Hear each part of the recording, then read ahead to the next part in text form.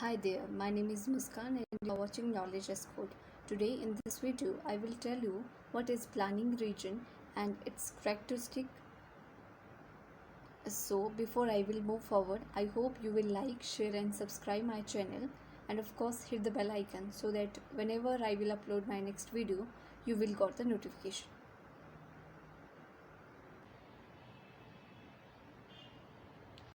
What is planning region and its characteristic. इससे previous वाले video में हमने देखा था रीजन क्या होता है, उसके टाइप्स क्या हैं, उसकी नीड्स क्या है। अब इस वीडियो में हम बात करेंगे प्लानिंग रीजन किसे कहते हैं और उसकी characteristic. So firstly we will see planning region. Planning region is a region which is identified individually for planning point of view.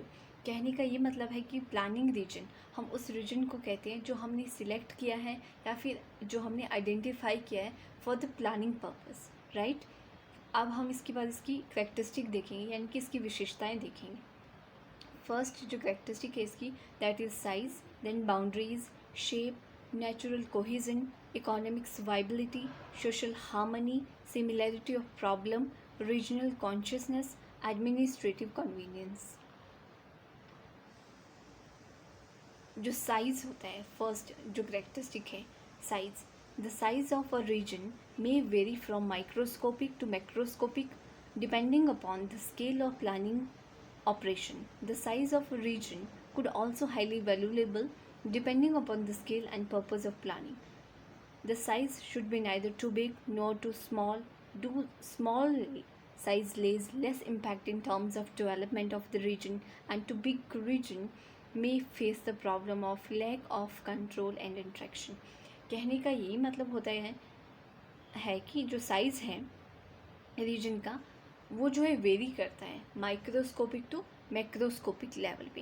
ये डिपेंड करता है कि जो स्केल है प्लानिंग ऑपरेशन की वो क्या है, और जो प्लानिंग है वो किस लिए हो रही है, क्या पर्पस है प्लानिंग का, उस पर डिपेंड करता है। और जो साइज़ है एरिया का, ना तो वो बहुत स्मॉल होना चाहिए ना ही बहुत लार्ज होना चाहिए। स्मॉल होगा तो डेवलपमेंट के लिए जो है उसका लेस इम्पैक्ट होगा डेवलपमेंट पे, और अगर बिग होगा तो इंटरेक्शन और जो कंट्रोल है वो हो नहीं पाएगा।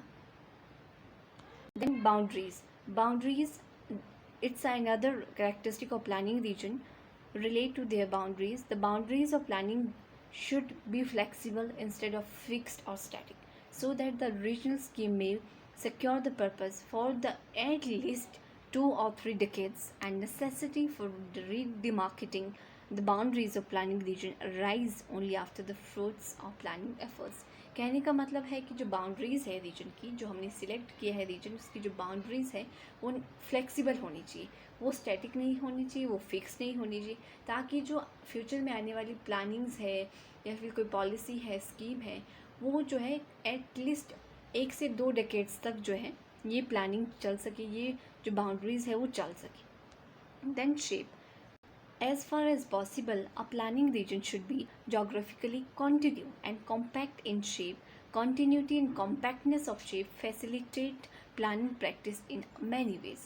कहने का ये मतलब है कि जो रीजन हमने सिलेक्ट किया है उसकी जो शेप है उसमें कॉन्टीन्यूटी होनी चाहिए। ऐसा नहीं कि वो अलग अलग हो पॉकेट्स में, एक कॉन्टीन्यूटी होनी चाहिए रीजन में, एक कॉम्पैक्टनेस होनी चाहिए रीजन में। Then natural cohesion. Another characteristic of planning region listed above related to region coherence. The natural cohesion means that the entire region has something in common that binds the region together. यानी कि पूरे के पूरे area में कुछ ऐसा common होना चाहिए जो पूरे के पूरे एरिया को बाइंड करे इकट्ठे। May it be in the form of its physical geographical condition and climatic condition, चाहे वो क्लाइमेट हो, जोग्राफी हो, फिजिकल चीज़ें हो, कोई ना कोई ऐसी सेम चीज़ होनी चाहिए जो पूरे के पूरे area. And thanks for watching, bye and take care.